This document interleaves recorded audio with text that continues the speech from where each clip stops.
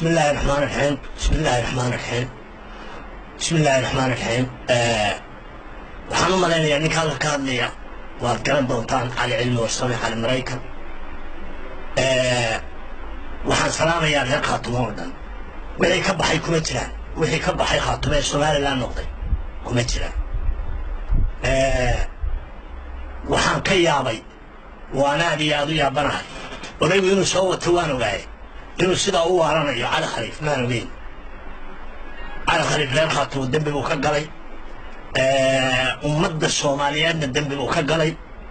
la taliyihiisii baan ahaa arrimaha bulshada iyo amniga waan iska casilo waad ogtihiin aasaasihii khaatumaan ahaa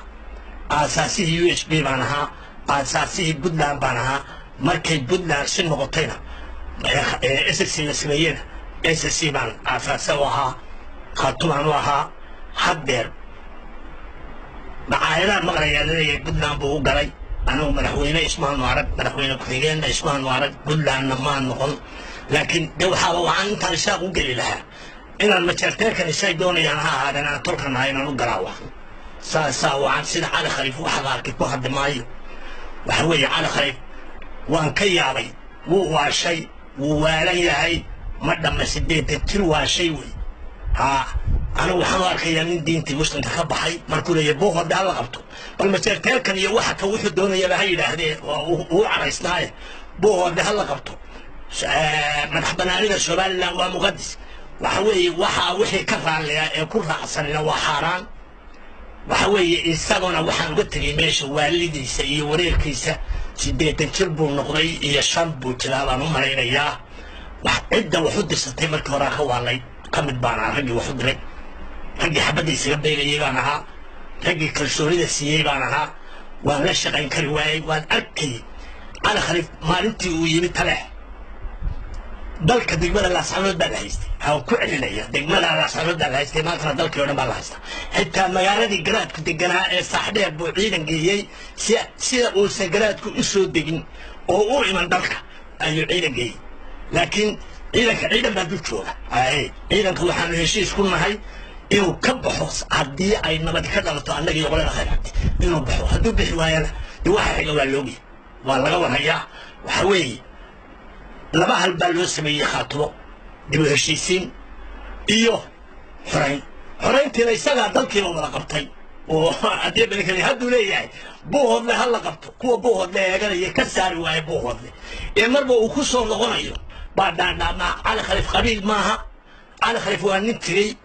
nin haddii isaaq noqday weeye waxa weeye sida laascaanood bidhiiqaa yara buuhoodlaan haysanay haddii bidhiiqaa cali khaliif aan laga saarin haddaan laga saarin sida laascaanood bay noqonaysaa waynu isugu wareemanaynaa waa daafacanaynaa cali khaliif niniga xigaa ma jiro dhamaadeer baanu nahay waanu isxignaa haddaad reer buuhoodlo ku eegataan ama reer khaatumo ku eegataan cali khaliif buuhoodle de waxa weeye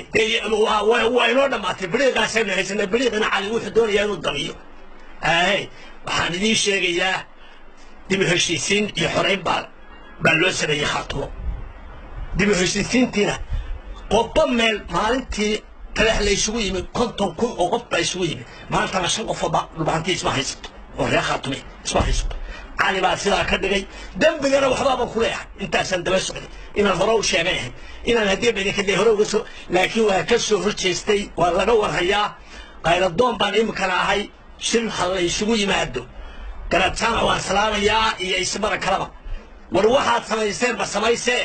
war shil ha lagu baaqo ama qorinay ha ahaado ama karin ha ahaado ama boocame ha ahaado ama buuhoodle ha ahaado ha ka bixina